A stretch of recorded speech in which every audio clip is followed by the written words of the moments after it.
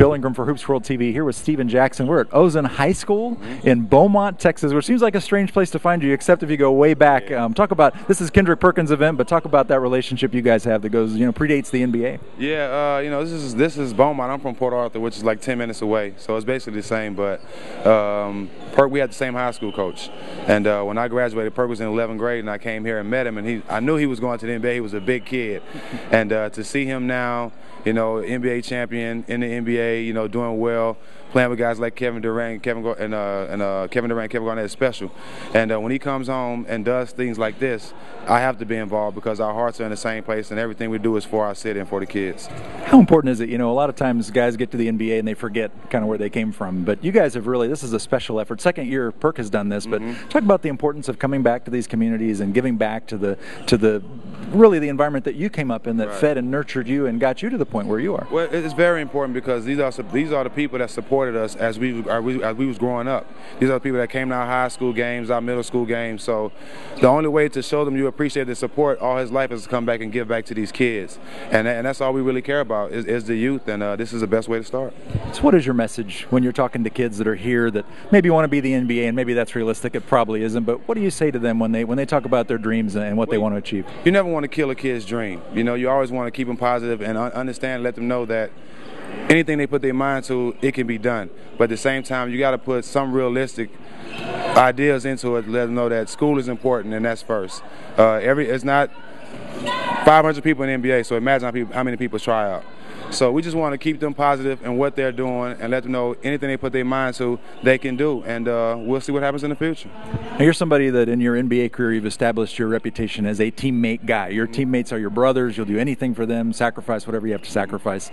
It must be tough now. You've been traded to Milwaukee. Have you been able to spend time with some of those guys and get to know them already? With the lockout, it's kind of, it's a little bit different situation. It was tough, but I think the best thing about it was when the trade went down, I got a text from a guy on the team who I least expected to get a text from, and the first guy that called me was Andrew Bogut. Really? So it was cool. When I went to Milwaukee, I got a chance to see a couple guys, and we still talk. But I think me being 11 years in the league, my role is to go show guys how to be a team and get to the playoffs, and I love that role. And at the end of the day, God has blessed me to still be in the NBA. So wherever I'm at, I'm happy. Is that when you look at Milwaukee, there's a lot of talent there, and a couple of years ago they were one of the stories of the league, and they made some changes. Do you feel like you might be kind of the missing ingredient to get that team back on track? That's been my role. I did the same thing in Golden State, did the same thing in Charlotte, and so I guess they're expecting the same thing from me in Milwaukee. And Milwaukee's a better team than Charlotte. So I'm just going in there and being a leader and being a veteran and just try to keep these guys on the same page. And finally, lockout, obviously it's tough.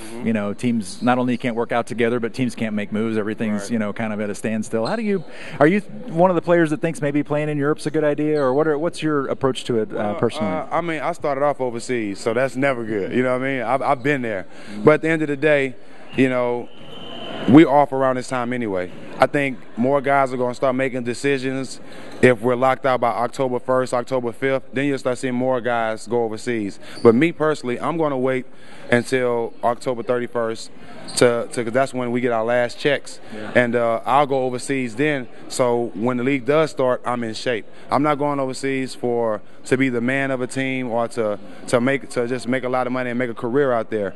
I'm going to go over somewhere around October just to stay in shape, so when the league does start, I'm in great shape. But, guys, like LeBron James, they're trying to get them over for different reasons, to sell tickets and stuff like that. My ideal going there is just stay in shape. Are you optimistic about the 2011-12 season at some point, that will get started? Very, but at the same time, I have to be positive. From what I hear, we're far apart from agreement. But at the end of the day, we had a great season last year. They got to understand that, and they got to understand it's for the fans. So my personal feeling is we'll be playing somewhere around October. Great. Well, Steven, thanks for your time, and thanks for coming out in the community and giving back and being a role model for these kids that definitely need. Every kid needs a role model. Yeah. So it's great to see you guys doing this. Thank you for coming out too. Thank you.